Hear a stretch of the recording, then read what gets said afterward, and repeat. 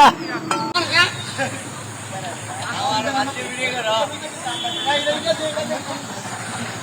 দিনে দুপুরে প্রকাশ্যে জনগণের সামনে এই ধরনের সরকারি ব্যবস্থাপনার উপরে হামলা করে তারা রড চুরি করতেছে।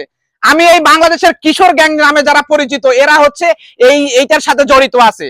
তো আমি যে ফুটেজটা আপনাদেরকে দিছি এই ফুটেজের মাধ্যমে এই ভিডিওটা যথেষ্ট পরিমাণে শেয়ার করবেন। এই ধরনের কুলাঙ্গার আমাদের দেশে যারা কিশোর গ্যাংয়ের নামে পরিচিত তাদেরকে অবশ্যই আইনের আওতায় নিতে হবে। যদি না নেওয়া হয় আমাদের এই বাংলাদেশের এই সরকারি সকল ব্যবস্থাপনার উপরে যে কোনো মুহূর্তে এরা হামলা করতে পারে।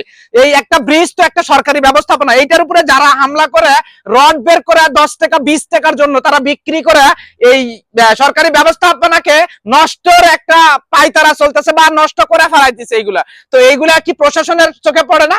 আমি সকল প্রশাসনের দৃষ্টি আকর্ষণ করে বলতেছি যে এই ভিডিওর মাধ্যমে হলেও এই ফুটেজের মাধ্যমে হলেও তাদেরকে অবশ্যই গ্রেফতার করবেন এবং তাদের বাংলাদেশের সঠিক নিয়ম আইনে তাদের যে শাস্তি হবে আমি তাদের শাস্তির দাবি করতেছি। কারণ এই বাংলাদেশে যারা কিশোর গ্যাং নামে পরিচিত তারা এই বাংলাদেশের সর্বনাশ করে ছাড়বে এক সময়। এই বাংলাদেশের সকল সরকারি কর্মচারী এবং সরকারি কর্মচারীর উপরে যেভাবে অত্যাচার যেভাবে নির্যাতন শুরু করে এই কিশোর গ্যাং নামে পরিচিত, আমি সেই দিকে গেলাম না, আমি যাচ্ছি আজকে আপনাদের সামনে যে ফুটেজটা দিছি এটা হচ্ছে আমাদের ব্রিজকে ভেঙে নষ্ট করে তারা রডকে বের করে নিয়ে যায় এই 10 টাকা দামের রড বিক্রি করে তাদের হচ্ছে পরিবার চালাবে। যদি এরকম হয়ে থাকে তাহলে তাদেরকে অবশ্যই আইনের আওতায় নিতে হবে এবং বাংলাদেশের আইনে যেটা ব্যবস্থা আছে সেটা তাদেরকে নিতে হবে। আমি এই ভিডিওটা আপনাদের কাছে শেয়ার করতে বলতেছি এই জন্যই কারণ এটা হচ্ছে সরকারি ব্যবস্থা যেটা হচ্ছে ব্রিজ কালভার্ট, এই কালভার্ট গুলা বা ব্রিজ গুলা যারা ভেঙে একটা সামান্য 1 টাকা বের করার জন্য কোটি টাকা নষ্ট করতেছে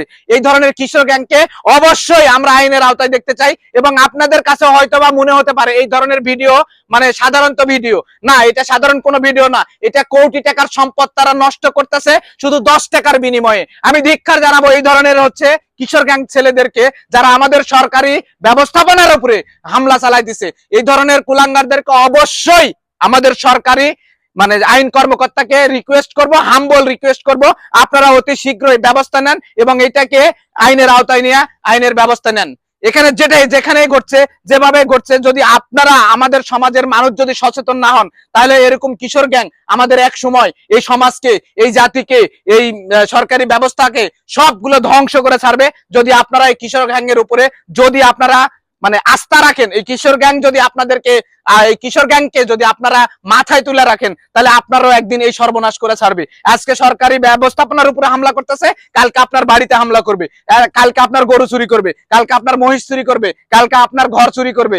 এই ধরনের কিশোর গ্যাং থেকে আপনারা অবশ্যই পরিত্রাণ পাওয়ার একটাই উপায়, ভিডিওটা শেয়ার করে দিবেন, ভিডিওটাতে লাইক করবেন, কমেন্ট করবেন, উপর কর্মকর্তাকে দেখার সুযোগ করে দিবেন এবং আইনের তীব্র আমি এটার প্রতিবাদ জানাচ্ছি।